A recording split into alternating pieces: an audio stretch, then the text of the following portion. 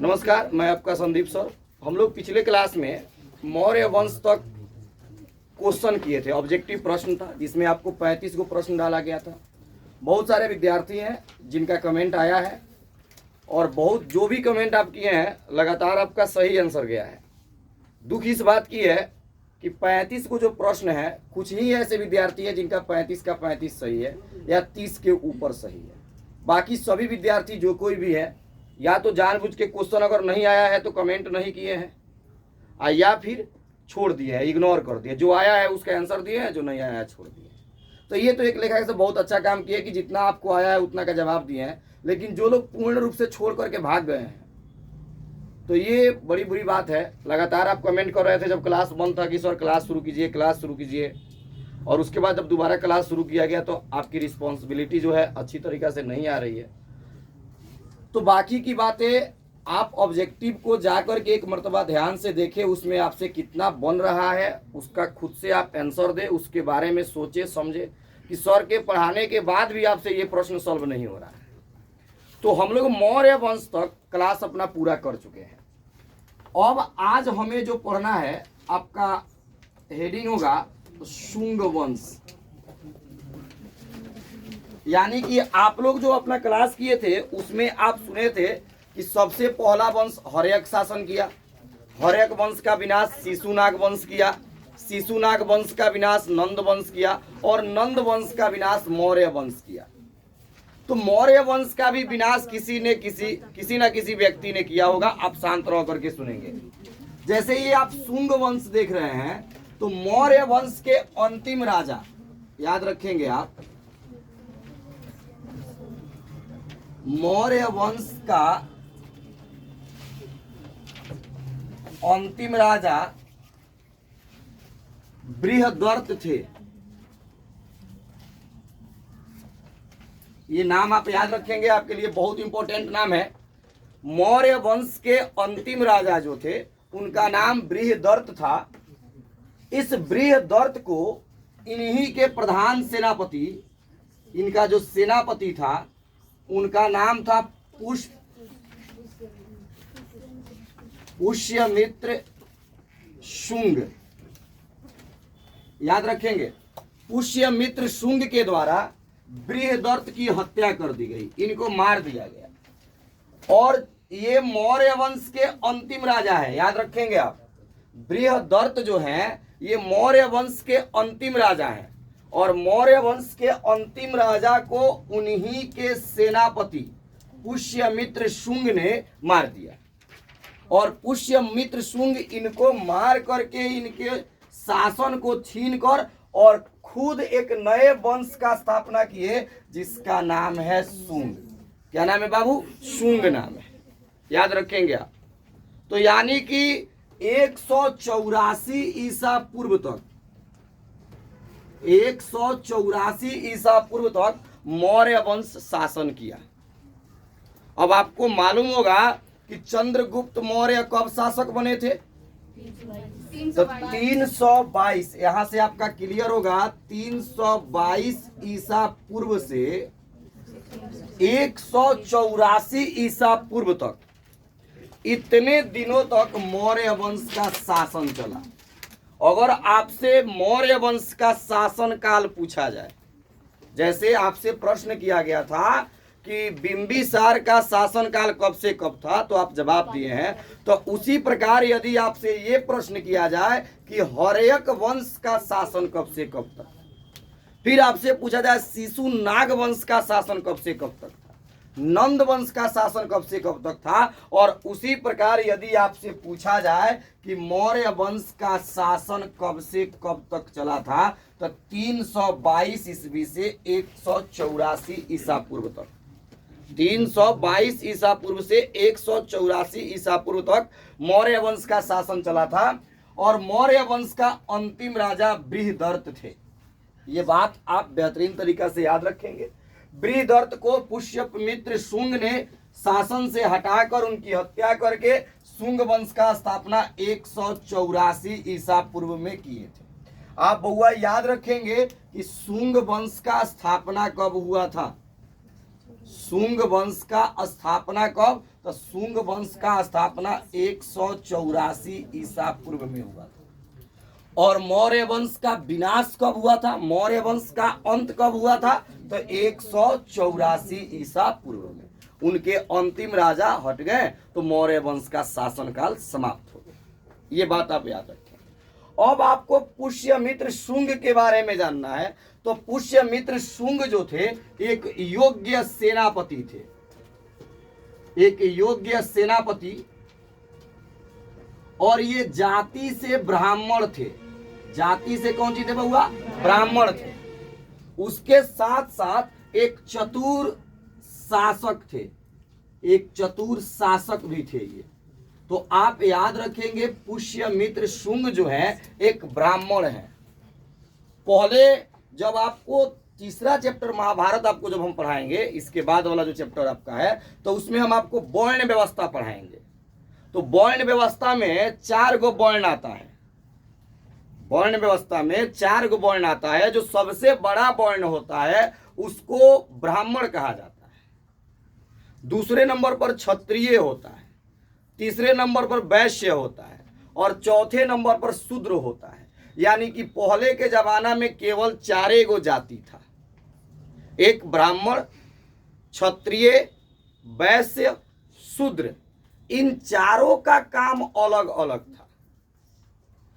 बहुत जगह से लोग कहते हैं कि ब्राह्मणों का काम, आप पढ़ेंगे तो आपको भी बताया जाएगा, आपसे प्रश्न किया जाएगा कि ब्राह्मणों का काम क्या क्या था। उस समय जो ब्राह्मण लोग थे, चाहे आज के ब्राह्मण लोग, इनका काम क्या था। तो वर्ण के आधार पर कामों को बांटा गया था। इस हिसाब से यदि आप देखते हैं तो ब्राह्मणों का काम था वेद पढ़ना, पढ़ाना, पूजा करना, कराना, दान देना और लेना। और क्षत्रिय कुल के जो लोग थे उनका काम था राजा बनना। राजा का बेटा भकलोल हो तो का है, लेकिन राजा रजे के बेटा बनेगा, दूसर नहीं बन सकता। तो यहाँ पर इस बात की कटिश होती है कि राजा अगर योग्य हो, अगर आपके अंदर क्षमता है, तो आप शूद्र भी है तो राजा बन सकते हैं। पुष्यमित्र शुंग ने इस बात को सिद्ध किया है कि अगर आपके बाजू में दम है तो आप क्षत्रियों को हरा करके ब्राह्मण हैं, वैश्य हैं या शूद्र हैं तो शासन कर सकते हैं, अगर आपके पास इतना गुण है। इन्होंने खुद शासन किया है एक ब्राह्मण परिवार से होकर के, जबकि केवल बोला क्या जाता है वर्ण व्यवस्था के तहत कि राजा वही व्यक्ति बन सकता है जो क्षत्रिय है। इसके बारे में और आप विशेष से जब यात्रियों के नजरिया वाला पाठ पढ़ेंगे तो उसमें आपको बताया जाएगा कि भारत के बारे में क्या क्या, वर्ण व्यवस्था के बारे में विदेशी यात्रियों ने क्या क्या बोल कर गया है। तो यहाँ पर आप बेहतरीन तरीका से याद रखेंगे कि पुष्यमित्र शुंग एक ब्राह्मण थे, और ब्राह्मण होने के बाद मगध महाजन पद जैसे शक्तिशाली महाजन पद पर अपना शासन व्यवस्था स्थापित किए थे। और वो अभी सबसे पावरफुल वंश, सबसे पावरफुल साम्राज्य मौर्य साम्राज्य के राजा का अंत करके, मौर्य साम्राज्य का विनाश करके इन्होंने अपने शासन व्यवस्था का स्थापना किया था। उसके बाद आपको जानना है कि जो ये पुष्यमित्र शुंग है ये 184 ईसा पूर्व से 148 ईसा पूर्व तक, यानी कि 36 वर्ष तक शासन किए। ये मगध पर 36 वर्ष तक शासन किए हैं। ये बात आप बेहतरीन तरीका से याद रखें।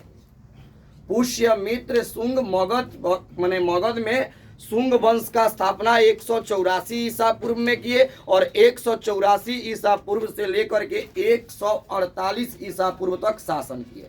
आप जानते हैं बहुआ कि ईसा पूर्व जो होता है ऊपर से नीचे की ओर आता है, और ईस्वी नीचे से ऊपर जाता है। जैसे 184 ईसा पूर्व हम कह रहे हैं तो उसका अगला साल 185 ईसा पूर्व नहीं होगा, उसका अगला साल 183 होगा, उसका अगला साल 182 होगा।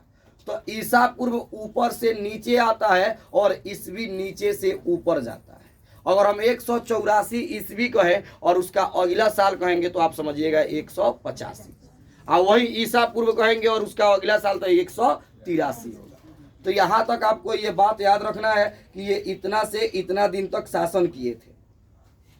इनके बारे में बताया जाता है पुष्यमित्र शुंग के द्वारा इन्होंने 2 बार अश्वमेध यज्ञ, इन्होंने 2 बार अश्वमेध यज्ञ कराया है। अश्वमेध यज्ञ के बारे में इनके बारे में जानकारी प्राप्त चलती है कि इन्होंने 2 बार अश्वमेध यज्ञ कराया है। अश्वमेध यज्ञ के बारे में समझेंगे। चक्रवर्ती सम्राट बनने के लिए, चक्रवर्ती सम्राट का मतलब होगा बउआ कि पृथ्वी पर उनके जैसा कोई दूसरा राजा नहीं हो। तो चक्रवर्ती सम्राट बनने के लिए अश्वमेध यज्ञ कराया जाता है। नवरात्र का पावन महीना चल रहा है।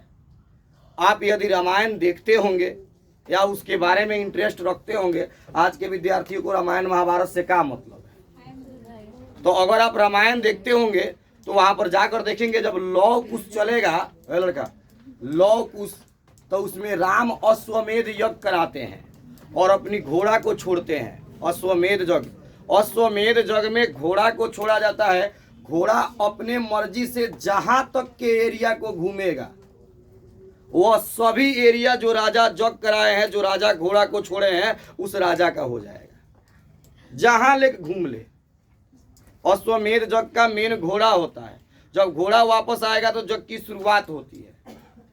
तो आप बेहतरीन तरीका से याद रखेंगे, राम जी जो थे अपना घोड़ा छोड़े थे और उसके मस्तक के ऊपर लिखवाए थे, एगो ऐसा नंबर प्लेट लगवा दिए थे, समझो एगो कागज टाइप से लटका दिए थे कि जो भी व्यक्ति अगर इस घोड़ा के रास्ता को रोकता है तो उसको मुझसे युद्ध करना पड़ेगा और नहीं तो इसको चुपचाप जाने दे। तो क्षत्रिय धर्म होता है कि यदि कोई तुम्हारे दरवाजे पर आकर तुमको ललकार कर जाए तो उसका मुंह तोड़ जवाब देना। तो इसी धर्म को श्री राम के पुत्र लव और कुश ने निभाया था और उनके घोड़ा को बांध के रख दिया था। अपने बापे को कहा जानते थे कि हमारे पापा का घोड़ा, अब बांध के रख दिए थे। भरत को, शत्रुघ्न को, लक्ष्मण जी को, सब मैंने पूरा तरह से। हनुमान जी तो वाला युद्धे नहीं किए, वो तो पहले ही देख लिए भक्त थे कि ये तो राम जी का लड़का है लोग, तो वो चुपचाप हाथ जोड़ करके बना गए। बाकी जितने सुग्रीव तुग्रीव ये जितना लोग थे सब लोग को ही लोग हरा दिया था। राम से युद्ध करना पड़ा। तो बाद में विश्वामित्र बसी क्या नाम है इनका, वाल्मीकि जी गुरु पहुंचे वहां पे, तो जाकर के ये समाप्त हुआ। तो आपको यहाँ पर बात याद रखना है कि अश्वमेध यज्ञ बहुत बड़ा यज्ञ होता है। वर्तमान समय में अश्वमेध यज्ञ कहाँ लोग करते हैं। एक बार हुआ था झाकरा बाजार पर, एगो झाकरा बाजार पर बाबा थे जनक दास, उन्होंने इस यज्ञ को कराया था। तो एसपी ही उनको मना कर दिया कि ना आप घोड़ा नहीं छोड़ सकते हैं, आप घोड़ा नहीं छोड़ सकते हैं। काहे कि घोड़ा अगर खुला छोड़ दिया गया तो वो लड़ जाएगा, केनहू जाके चाहे केनहू को खान उन देगा तो ढेर दिक्कत होगी। तो मैंने अश्वमेध यज्ञ कराए थे वो। तो यही बात आप याद रखेंगे कि आपके पुष्यमित्र शुंग जो है ये कितनी बार अश्वमेध यज्ञ कराया है, 2 बार। अश्वमेध यज्ञ काहे के लिए कराया जाता है, चक्रवर्ती सम्राट बनने के लिए। चक्रवर्ती सम्राट का मतलब होता है कि पृथ्वी पर उनके जैसा कोई सम्राट न हो। आगे आप जानेंगे कि जैसे मौर्य वंश का अंतिम राजा बृहदर्थ थे, वैसे ही शुंग वंश का अंतिम राजा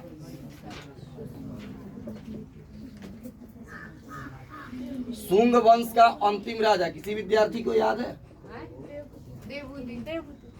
शुंग वंश का अंतिम राजा देवभूति थे। नाम याद करते चलेंगे आप।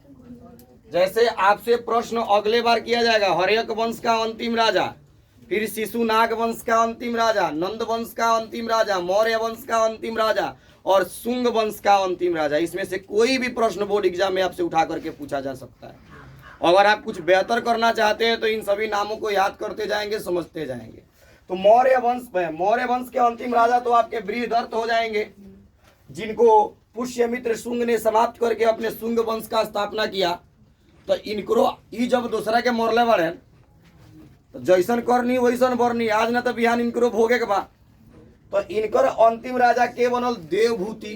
तो देवभूति के हत्या के कर दलक, वसुदेव कण्व।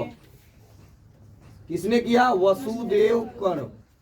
तो इन्होंने वसुदेव कण्व ने इनका हत्या करके कण्व वंश का स्थापना किया। तो इतना तक का आप वीडियो जो आपको बताया गया है एक बार रिकॉल के माध्यम से समझेंगे। मौर्य वंश का अंतिम राजा बृहदर्थ थे।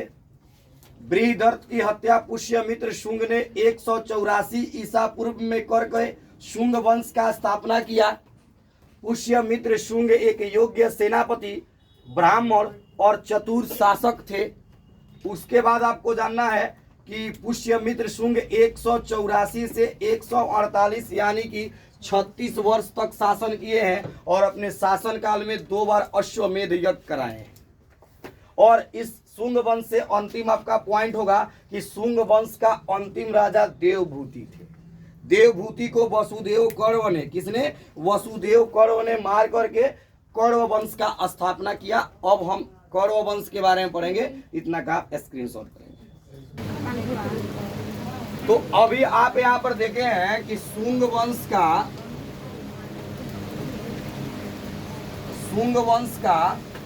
अंतिम राजा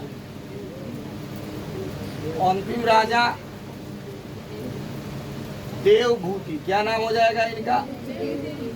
देवभूति थे, ठीक है। और देवभूति की हत्या किसने कर दिया? इनको किसने मार दिया? वसुदेव कण्व। कब मारे थे इनको? 75 ईसा पूर्व में। शांत रहेंगे आप? तो शुंग वंश का अंतिम राजा देवभूति की हत्या किसने कर दिया? वसुदेव कण्व ने। कब किया? 75 ईसा पूर्व में। और 75 ईसा पूर्व में मगध में एक नया साम्राज्य आया, एक नया वंश आया जिसका नाम हो जाएगा कण्व वंश। तो अब यहाँ पर आपको समझना है कि कण्व वंश का स्थापना किसने किया? वसुदेव कण्व ने। किसने किया? वसुदेव कण्व ने। और कब स्थापना किया? तो 75 ईसा पूर्व में। कब किए थे? 75। इस कण्व वंश के अंतिम राजा जो थे उनका नाम हो जाएगा सुशर्मा। क्या नाम हो जाएगा बउआ? सुशर्मा। शांत रहो। कण्व वंश के अंतिम राजा हो गए सुशर्मा। और इस सुशर्मा का हत्या जो है सीमुक ने कर दिया। सुशर्मा को किसने मार दिया? सीमुक ने। और सीमुक सुशर्मा का हत्या करके किस वंश का स्थापना किए? सातवाहन वंश। याद रखेंगे आप, सातवाहन वंश। यहाँ पर आप बेहतरीन तरीका से याद करेंगे, सातवाहन वंश। यहाँ तक 7 को वंश भी हो जाएगा। मगध पर शासन करने वाले काउंट करो तो हर्यक, शिशुनाग, नंद, मौर्य, उसके बाद शुंग, फिर कण्व और सातवाहन। 7 नंबर पे आ रहा है। तो सातवाहन वंश जो था 7वां शासन वंश था जो मगध साम्राज्य के ऊपर शासन किया। तो सातवाहन वंश का स्थापना किसने किया था? सीमुक ने किया था। किसने किया था? सीमुक ने। सातवाहन वंश के बारे में आप एक विशेष बात जानेंगे कि इस समय माँ का विशेष महत्व था। सातवाहन वंश में माँ का दर्जा विशेष था। कोई भी राजा अपने नाम से पहले अपने माँ का नाम लगाते थे। जैसे इसमें गौतमी पुत्र सातकर्णी, यानी कि उनके माँ का नाम गौतमी था, तो इसलिए वे अपने माँ का नाम पहले लगाते थे। तो सातवाहन वंश में स्त्रियों का विशेष महत्व था। अगर आपको सातवाहन वंश के बारे में विशेष करके जानना होगा तो जाकर के एक मूवी है, देख सकते हैं, गौतमी पुत्र सातकर्णी। उसमें आपको सातवाहन वंश के वीर योद्धाओं के बारे में जानकारी प्राप्त चलेगी कि कैसे गर्दन कटने के बाद भी युद्ध करते थे लोग। तो इसमें सातवाहन वंश जो है, इसमें 19 गो शासक हुए थे। कितने राजा हुए थे? 19 शासक। और इन 19 शासक में सबसे प्रसिद्ध कौन थे? सीमुक थे। तो यहाँ तक जो आप अपना पढ़ाई किए 7 गो वंश के बारे में मगध के ऊपर, तो ये 7 वंश जो है आपका, ये भारत के प्रॉपर हो जाएंगे, भारत के निवासी हो जाएंगे, सातवाहन वंश तक। और इसके बाद से जो वंश आएगा, जैसे इंडो ग्रीक, उसके बाद पार्थियन आएगा जिसको पहलव कहते हैं, शक वंश आएगा, कुषाण वंश आएगा। तो ये सभी लोग विदेशी आक्रमण किए हैं यहाँ पर। तो इन विदेशियों के बारे में हम लोग कल से पढ़ेंगे। आज तक का क्लास आपका यहाँ तक पूरा प्रॉपर भारतीय लोगों का था, और कल से हम लोग विदेशी आक्रमण के बारे में पढ़ेंगे। कल का क्लास बड़ी इंपॉर्टेंट होगा, आप ध्यान से उसको, चीन के महादीवार के बारे में आपको पढ़ना है कल, ठीक है। तो आप ये क्लास कल करेंगे। धन्यवाद।